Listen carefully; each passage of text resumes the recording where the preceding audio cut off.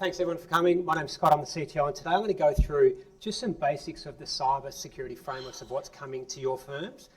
But I'm going to try and dovetail that back into everything that Kelly's just spoken about to really match the technology into what you guys need to do to actually get this stuff happening.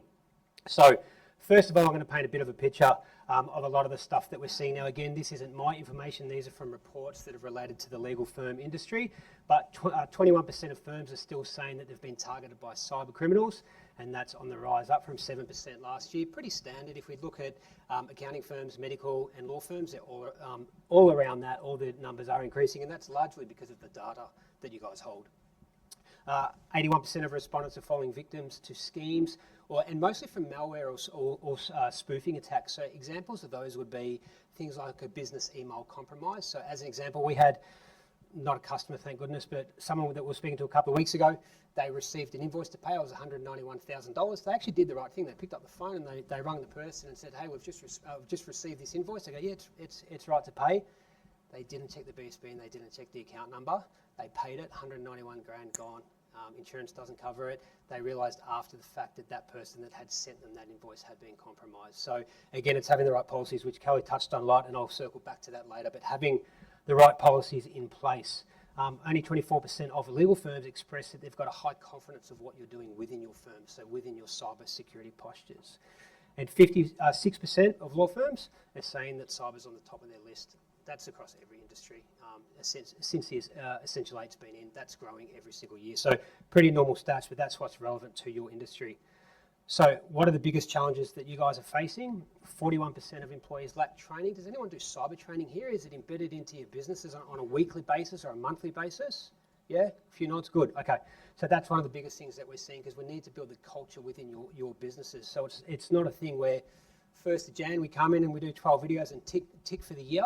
It's every single couple of weeks we want to be spoon-feeding you videos and building that culture within your businesses. So when that phone call comes through, like I just explained, we're thinking that maybe we shouldn't be doing that, or there's other things to do.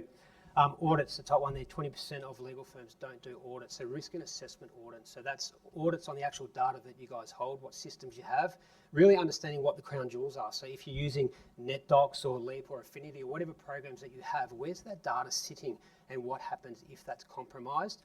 Or if we've got stale data, where we've had data sitting on these servers or sites or even third-party platforms that have been there for 5 years and haven't been touched, that makes the attack vector larger. So we want to make sure that we're actually doing reporting on this to really shrink the attack surface for you. One of the key takeaways from today, incident response planning. Does everyone have an incident response plan? Yeah? Good, most? Yeah. One of the biggest things, and I'll circle back to some resources where you can find them later, but we've seen them that are as large as 100 pages, and I've seen a one-pager on a fridge in a tea room. Right, but it's something you have to have something. So when something does happen, it's pretty frantic. You aren't running around, and you've got a list of phone numbers. Normally, number one is your cyber insurance number, but you have that there, so you know what to act on and where to go from. 4% lack of management support. You guys are busy, and sometimes you don't understand what the technology that you need or the framework that you need to get this stuff happening, and that has to be driven largely from the top down. 2%, which is pretty low number, but of data backup and recovery processes. So I'm assuming that everyone has backups here, but if you are working with third parties, you need to make sure your backups are actually working for a start. You're getting reports on them, and you've got your on-site production data, you've got an on-site backup, but also off-site backup with a different vendor. We went out to, probably about 5-6 years ago, we had a medical clinic, had a ransomware attack. They called us in, we'd never worked with them before. They said, it's fine, I got 5 backups. They gave me 5 USB keys, all blank. Backups hadn't worked for years, so they lost everything. So it's great having backups, but if no one's reporting and telling you that they're working, you probably want to get that checked. And weak passwords, which is only 14%, but again, we shouldn't be using the same password across all devices. Hopefully everyone's got a password manager. I know I've got about 300 passwords. I don't know my banking password, my Gmail password, nothing. I've just got a master password that I use and an MFA code, and that gets me into all my passwords. So that's what we're seeing from you guys. But I just want to set a bit of a scene of what's happening in the last year. So on this website, Cyber Daily, this is a really good resource if anyone wants to subscribe to this. You'll get stuff that's relevant to local soil here, so only Aussie stuff. But we're seeing out there that there's a cyber attack every second in 2024, which is 47 million data breaches. I haven't run that number, I'm assuming that's right, but that's a lot. And I'll give you a couple of examples as well. So Total Tools last year, They had about 38,000 records released on the dark web last year. They had a ransomware attack. I was one of them. I had a credit card in there. I actually got a phone call from these guys, so I had to go get my credit card cancelled.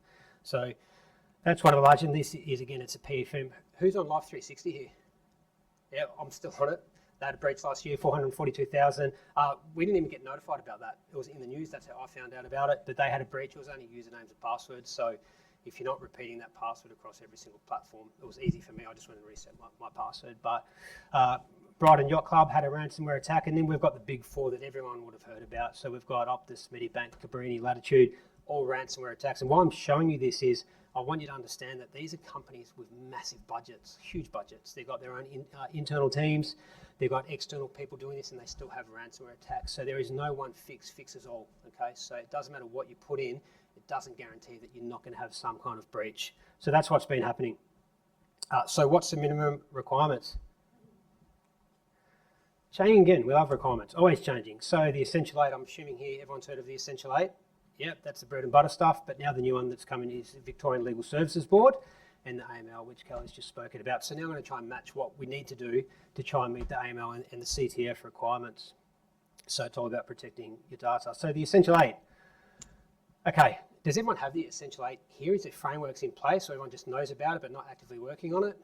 Everyone's, yes, some nods. Okay, so the Essential 8, it's 8 things that we have to do. It's a mandate by the government. So in terms of the states, they follow what's called the CIS 18. So they have 18 controls. We have 8, so we are pretty basic down here. But these are the 8 things that if you do, stats say it will reduce your likelihood of a cyber event by 85%. So they're real basic things. So we'll quickly go through them. Patching applications. So if we're using third-party apps, like you mentioned NetDocs before, Affinity, whatever apps you're using from third-party vendors, they need to be patched. Now, those vendors should be coming to you with those patches. Patching operating systems. So not sure if anyone knows yet, but one of the older versions of Windows 10 now is actually end of life. Hopefully no one's using Windows 7. If you are, just pack up and walk out the back door.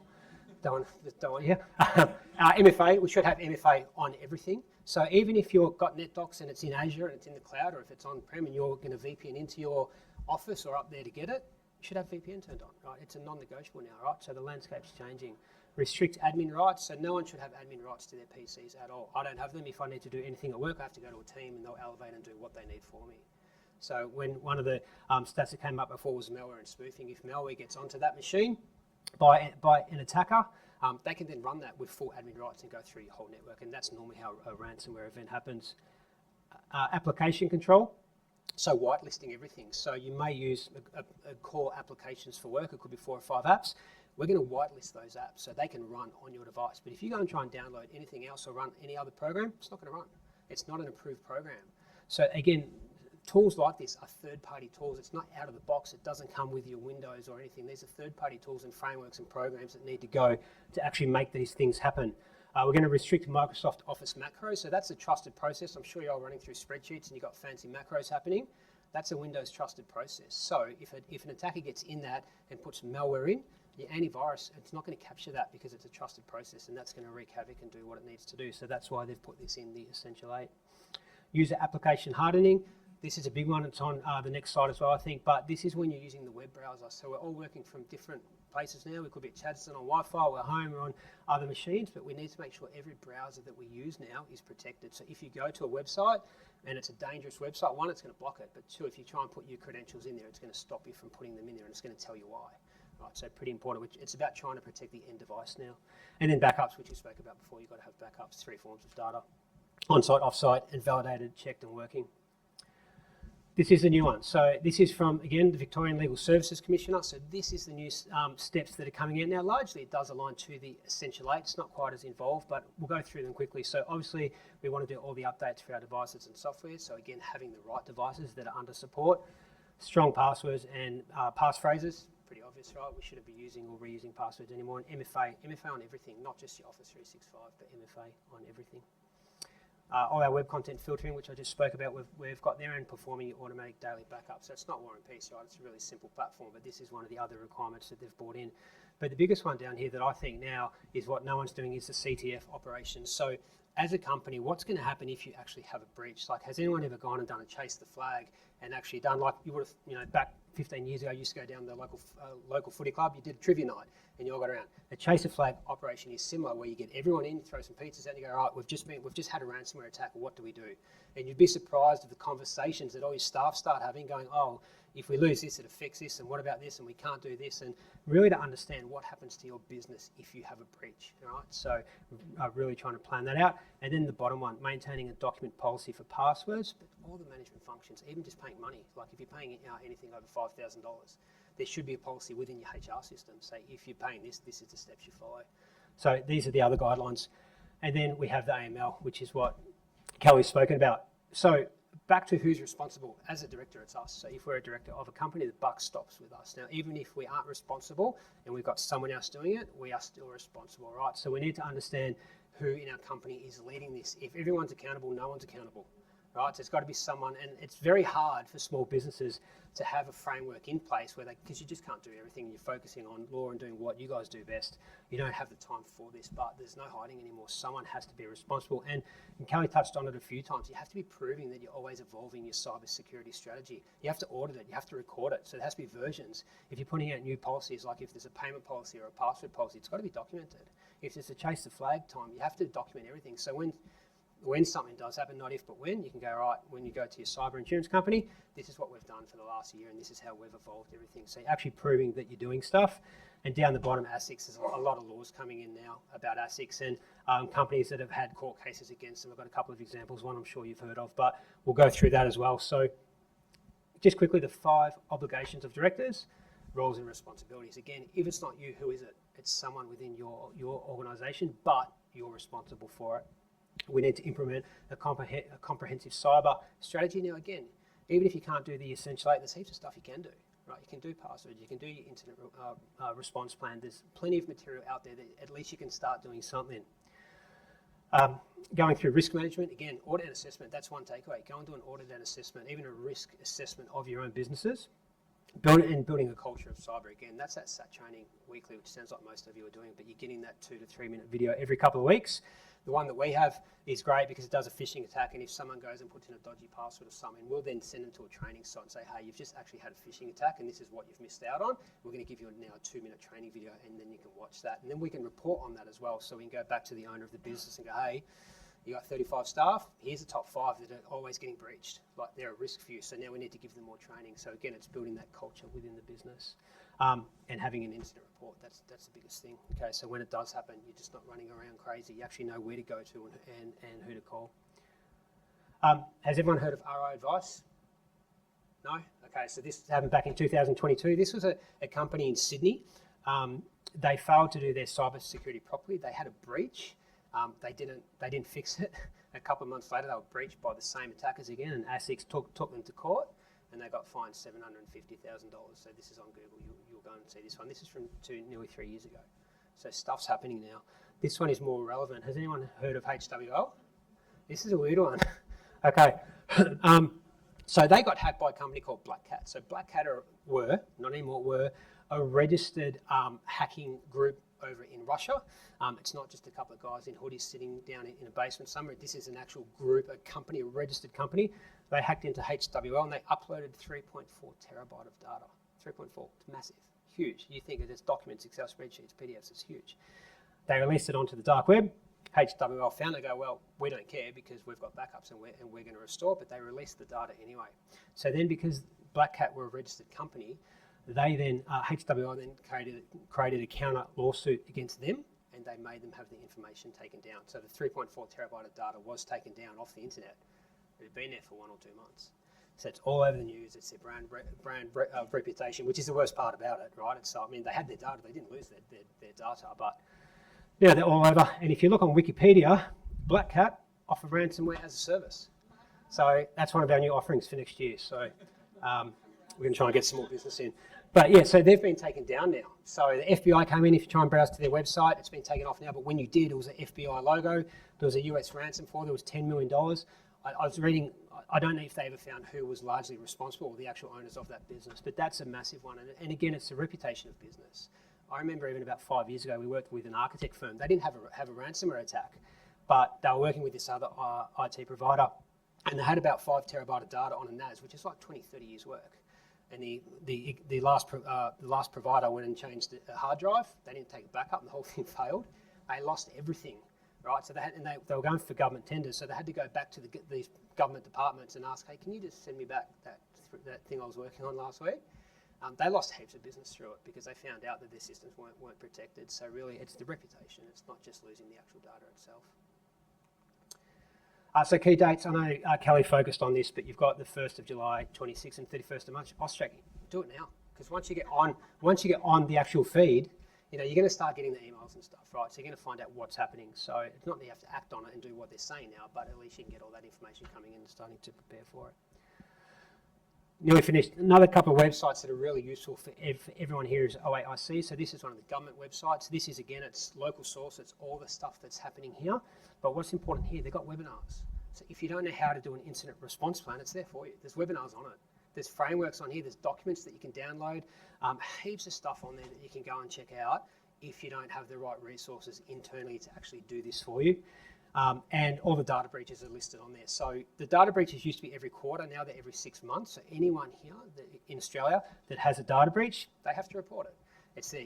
Bunnings is on it every single 6 months. Bunnings is on it. So if you wanted to find out who's being breached, or if you're going to work with a larger vendor and you want to find out, that's the place to go, because it's going to tell you.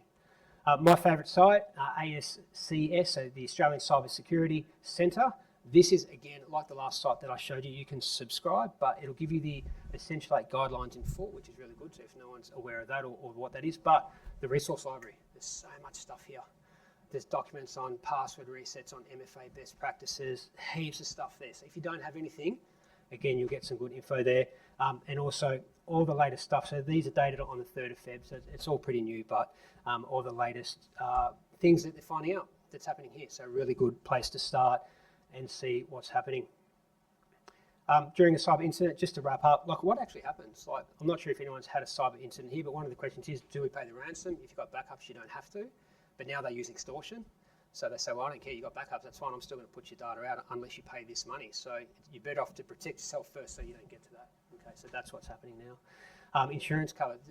Does everyone have cyber insurance here? Assuming everyone does. Yeah, that's the best thing, right? Because if something happens on your incident response plan, that's normally the first number. Because when you ring them, they've got crisis managers, they've got lawyers like yourselves, they've got all the forensics, all the right people that you need to speak to guide you on what you need to do, coming back to who you must tell. Okay, so what are your obligations and who you have to report the breach to? What can you do? Is there a BCP plan? So can you just turn your systems back on?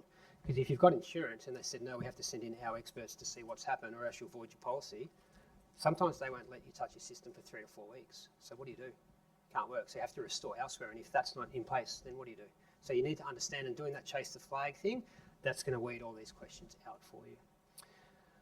And understanding the data that you hold. If you guys are all using NetDocs and stuff, I'm assuming that's going to be the crown jewels. That's where most of the stuff that you're going to protect is. So even if you don't have the budget to do everything as best you can, maybe you should start there. So where is doing that risk assessment, bringing it back and going, right, well, that's what we need to protect mostly. Okay. So what are the challenges? Last slide, just to wrap up. A lot of the firms don't have the skill sets internally, because to do Essential 8, it's one thing to do it, it's another thing to keep you there. Like Essential 8's hard. And you need a couple of third-party programs and subscriptions to actually do this properly, and you need to monitor on it, right? So again, if you have a breach and your cyber insurance company wants some proof that you've been doing things, you've got a monthly report saying, well, no, we are. Like, this is what we're doing every single month, and you can actually prove that. Or you're not large enough to hire your internal people and have teams doing it internally, which most of us, we probably aren't large enough for that. And you don't understand the requirements. It's great to understand the AML and the CTF and the Essential 8, but how do you bring the technology into that, like to actually build those frameworks for you? And you're not sure how to complete a risk assessment. And again, if you go back to those websites that I just showed you, there's risk assessment templates on there. So there's places to start if you don't know where to start yourself. But what we would be suggesting is doing a risk assessment yourself. That's the first place, right? Actually do one across your board, understand what you're holding, what data you've got, how sensitive it is. Create an incident response plan. Again, there's templates there. You can just grab them and start to run with them. Understand the risks and learn what's acceptable. That's the key one, because you can't do everything.